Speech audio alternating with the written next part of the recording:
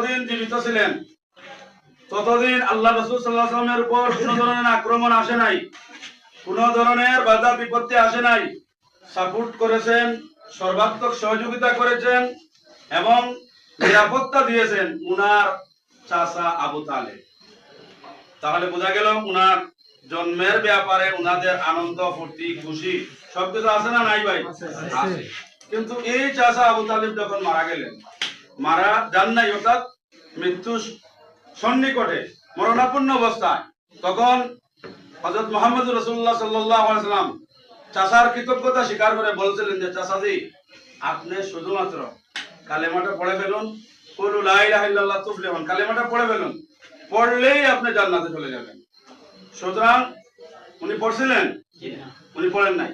উনি বলেছেন যে এই মুহূর্তে আমার আশপাশে কুরাইশের নেতারা আছেন, এখন যদি আমি আমার বাপদাদার ধর্ম ছেড়ে দেই আর নতুন ধর্ম মুহাম্মদ রাসূলুল্লাহ সাল্লামের আল্লাহর পক্ষ থেকে দীক্ষিত ধর্মে যদি আমি ঢুকি, তাহলে পূর্বেকার এরা আমাকে বৎসনা করবে, আমাকে অবজ্ঞা করবে, বলবে যে আমাদের বাপদাদার ধর্মে চুনকালি দিয়ে বাতিজার ধর্ম মুহাম্মদ রাসূলুল্লাহ সাল্লাল্লাহু আলাইহি ওয়াসাল্লামের ধর্ম গ্রহণ করেছে। আমার কি হবে? ডিসক্রেডিট হবে। আমার সমাজে যে আমি নেতা হিসেবে আমার কি হবে? আমার ক্রেডিটলেস হবে। এই জন্য তিনি চাচার কথা শুনেন নাই।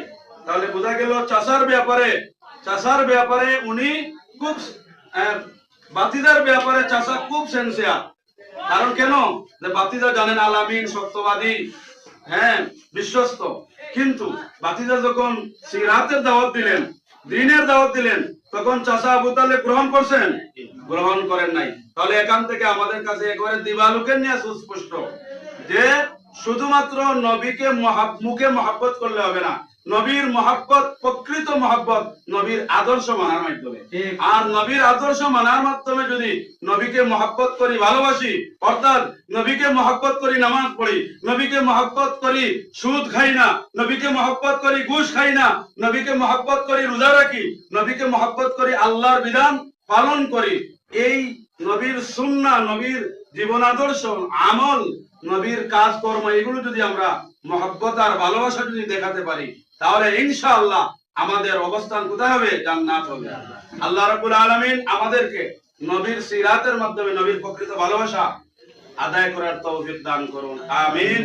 ওয়া আখিরু দাওয়ানা আলহামদুলিল্লাহি রাব্বিল আলামিন। ওয়াসসালামু আলাইকুম ওয়া রাহমাতুল্লাহি ওয়া বারাকাতুহু।